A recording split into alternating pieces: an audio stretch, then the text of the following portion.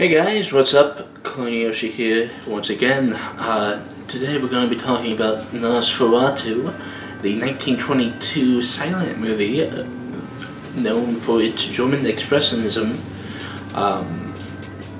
Yeah, this is a movie. Have you seen it? If not, you probably know what it's about because it's basically Dracula. It is Dracula. They had to change the name because this was when Dracula was still in copyright. The wife of Bram Stoker made them burn a bunch of copies of this movie, and this movie was lost for a while, and then somebody found it. So yeah, that's just an interesting story. But yeah, they changed a few things in this movie, and something weird is that some of the title cards and some of the nameplates or dialogue stuff has the actual Dracula names in it for some versions of it, which is interesting. So yeah, it kind of gives you a sense of what copyright was like back in the day. But yeah, this movie is known for being a German expressionist film. I would say it's probably more subtle than what most people think German expressionist is. I think most people think of kind of Dr. Caligari when they think German expressionism, which is probably where that is at its most extreme. This is German expressionism, but it is more like, what if German expressionism was implemented in real life type stuff. I feel like the sets are built in a way that it's really shapy. It's not like crazy shapes most of the movie, but it's outlandish shapes and outlandish set design sometimes, and this movie relies more on its mise-en-scène for its German expressionism than this being fully German expressionism. Sometimes I feel like what I mean by that is that it's subtle enough and it looks realistic enough, but it's off enough to be this is jarring in a way, which is interesting, and I feel adds to the atmosphere of this movie. And the way I feel Caligari does its expressionism is so extreme that it makes sense for the movie because it's told by an insane person, so it kind of makes sense. This movie is such a good movie. It really shows you how the genre really evolved and how stuff like this really influenced the genre as a whole. Movies like this really reflect on some horror-based cartoons nowadays too.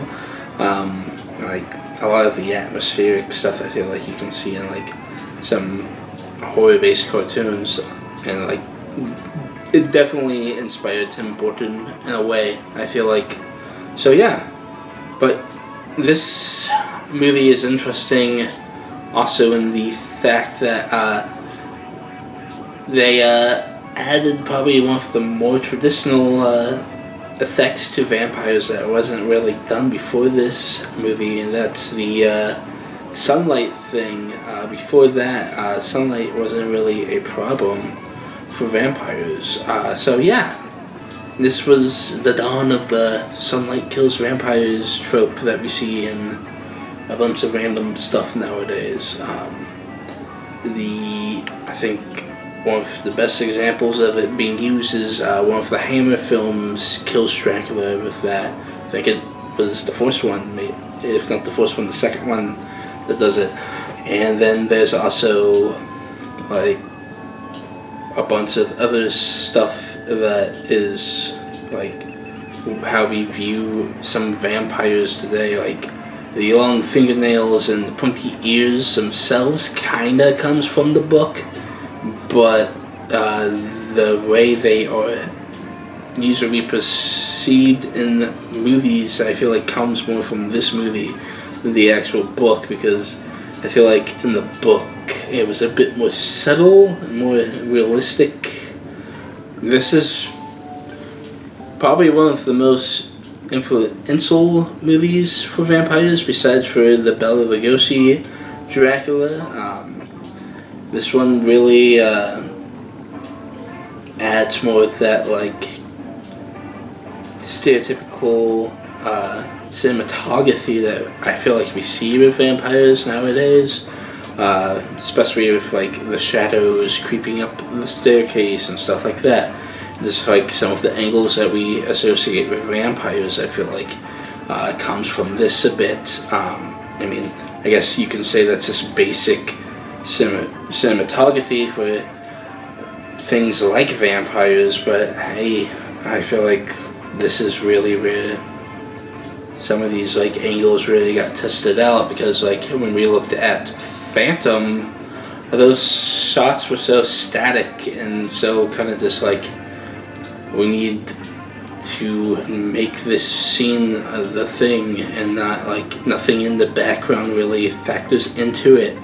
And like German Expressionism really was one of the starting points of trying different things to emote different things throughout the movie that wouldn't be 100% through dialogue or what the characters are doing themselves, but is more of the effect of the filmmaking itself and how that affects our mentality when we see it.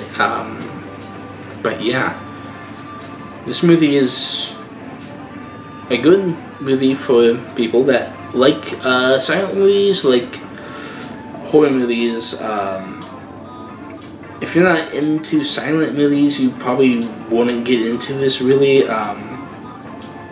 This is definitely a movie for people that can handle like old movies and can handle silent movies, let alone German Expressionism, which is very much its own thing.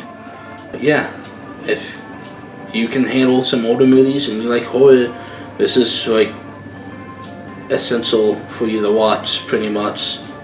That will do it for today's review. Tomorrow will be House on Haunted Hill. So yeah, we're getting Vincent Price in this bitch, and then after that we're moving on to the more traditional Universal monsters for a bit. But we're only going to talk about the main three in my eyes this year, and then next year we'll talk about some other ones. But yeah, look out for some of our classic actors to be popping up here soon.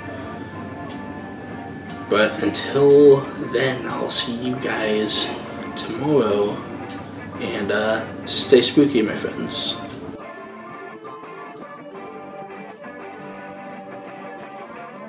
Hey guys, what's up? CloneYoshi here. You can probably tell what day I'm filming this if you've been watching all these reviews. But anyway, I'm here to talk about the average YouTube stuff. What is up? So, if you haven't already, subscribe, and then hit that bell to get those notifications so you never miss a video. And then, if you like this video, like it. If not, I don't care. And then, if you have anything interesting to say, post it in the comments. And then, share it with your friends if you really like this video and stuff. It will help the channel grow, and yeah.